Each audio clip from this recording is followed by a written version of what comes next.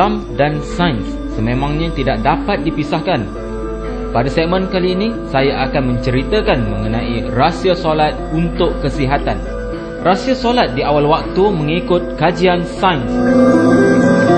Setiap peralihan waktu solat sebenarnya menunjukkan perubahan tenaga alam ini yang boleh diukur dan dicerap melalui perubahan warna alam.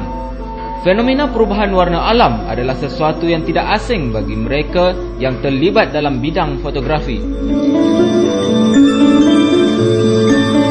Sebagai contoh, pada waktu subuh, alam berada dalam spektrum warna biru muda yang bersamaan dengan frekuensi thyroid yang mempengaruhi sistem metabolisme tubuh. Jadi, warna biru muda atau waktu subuh mempunyai rahsia berkaitan dengan penawar ataupun rezeki dan komunikasi. Mereka yang kerap tertinggal waktu subuhnya atau terlewat secara berulang kali, lama-kelamaan akan menghadapi masalah komunikasi dan rezeki. Ini kerana tenaga alam iaitu biru muda tidak dapat diserap oleh thyroid yang mesti berlaku dalam keadaan roh dan jasad bercantum. Dalam erti kata lain, jaga daripada tidur. Thyroid merupakan kelenjar yang terletak di bahagian tengkuk yang selalu menjadi punca beguk.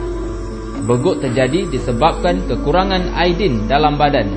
Di sini juga dapat kita cungkil akan rahsia diperintahkan solat di awal waktu. Bermula saja azan subuh, tenaga alam pada waktu itu berada pada tahap optimum. Tenaga inilah yang akan diserap oleh tubuh melalui konsep resonan pada waktu rukuk dan sujud.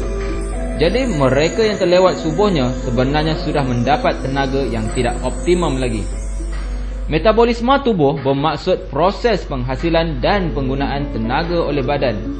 Keseimbangan kedua-dua proses ini penting untuk memastikan tubuh sentiasa bertenaga dan sihat. Warna alam seterusnya berubah ke warna hijau untuk solat duha dan kemudiannya waktu kuning menandakan masuknya waktu zuhur. Spektrum warna pada waktu ini bersamaan dengan frekuensi perut dan hati yang berkaitan dengan sistem penghadaman. Warna kuning ini mempunyai rahsia yang berkaitan dengan keceriaan. Jadi mereka yang selalu ketinggalan atau terlewat zuhurnya berulang-ulang kali dalam hidupnya akan menghadapi masalah di perut dan hilang sifat cerianya. Oleh itu, tengah hari sewajarnya kita mengisi perut kita untuk bekalan tenaga separuh hari lagi. Dan sistem penghadaman yang baik amatlah diperlukan saat ini supaya makanan yang kita makan itu tercerna secara efisien dan diserap oleh sel-sel dalam badan dan digunakan untuk menghasilkan tenaga. Kemudian warna alam akan berubah kepada warna oranye, iaitu masuknya waktu asar, di mana spektrum warna pada waktu ini bersamaan dengan frekuensi prostat, uterus, ovari dan testis yang merangkumi sistem reproduktif. Rahsia warna oranye ialah kreativiti. Orang yang kerap tertinggal asar akan hilang daya kreativitinya, dan lebih malang lagi kalau di waktu asar ini jasad dan roh seseorang ini terpisah, iaitu anda tidur. Dan jangan lupa, tenaga pada waktu asar ini amat diperlukan oleh organ-organ reproduktif kita. Organ-organ reproduktif merujuk kepada organ-organ untuk memastikan kemandirian spesies, lantas meneruskan kelangsungan generasi. Prostat dan testis adalah organ lelaki.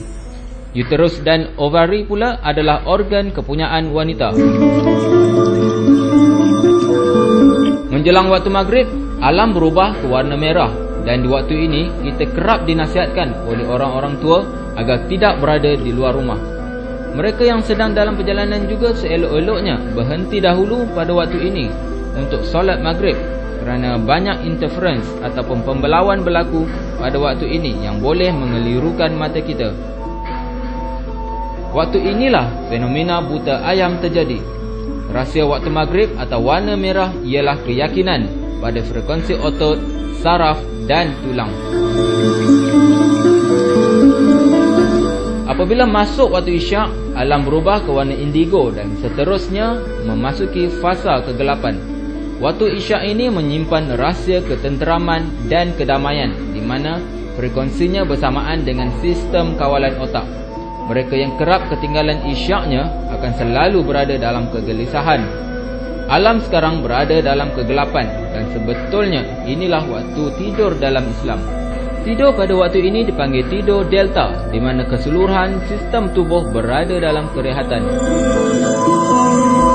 Selepas tengah malam, alam mula menyinar kembali dengan warna putih, merah jambu dan seterusnya ungu, di mana ianya bersamaan dengan frekuensi kelenjar pineal, pituitary, thalamus dan hipotalamus. Tubuh sepatutnya bangkit kembali pada waktu ini dan dalam Islam, waktu ini dipanggil qiyamul lail. Kelenjar pineal merembes hormon yang bertanggungjawab mengawal kitaran tidur jaga kita. Kelenjar pituitary kalau dalam perubatan digelar Master of Endocrine Orchestra, iaitu pemimpin sistem hormon badan. Fungsi kelenjar pituitary adalah memberi isyarat ataupun hormon kepada kelenjar thyroid dan kelenjar-kelenjar pada organ reproduktif tadi agar kelenjar-kelenjar tersebut dapat menghasilkan hormonnya yang tersendiri. Kelenjar pituitary sangat kecil tetapi tugasnya amat besar. Jadi jika kita bangun sebentar di waktu malam untuk menunaikan solat tahajud, kita sebenarnya dapat mengecas semula tenaga kelenjar pituitary ini. Segmen kesihatan akan diteruskan di episod-episod yang akan datang. Teruskan menonton Apa Khabar Selangor dan amalkan gaya hidup yang sihat dalam kehidupan anda.